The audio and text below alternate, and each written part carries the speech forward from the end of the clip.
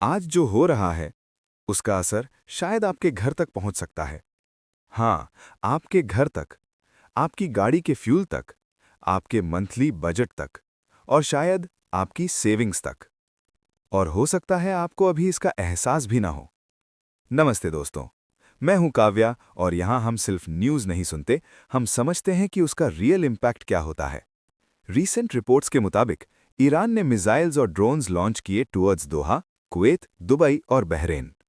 अब यहाँ एक इम्पॉर्टेंट बात समझिए, ये सिर्फ शहरों के नाम नहीं हैं, ये ग्लोबल इकोनॉमी के स्ट्रेटेजिक प्रेशर पॉइंट्स हैं। मिडल ईस्ट दुनिया के ऑयल रिजर्व्स का एक बड़ा हिस्सा कंट्रोल करता है। हॉर्मुज़ स्ट्रेट जैसे रूट से रोज मिलियंस बैरल्स ऑयल ट्रांजिट होता है।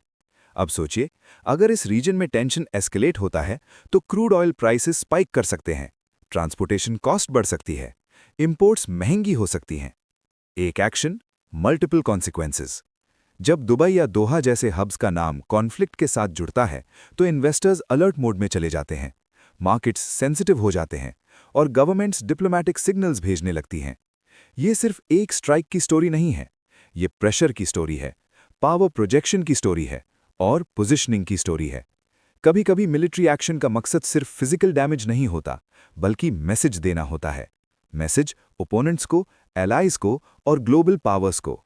सवाल ये नहीं है कि मिसाइल कहाँ गिरा, सवाल ये है इसका इकोनॉमिक सिग्नल कितनी दूर तक जाएगा।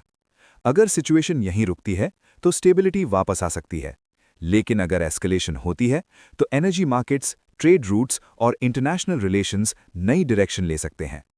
और जब एनर्जी मूव करती है तो दुनिया मूव करती है।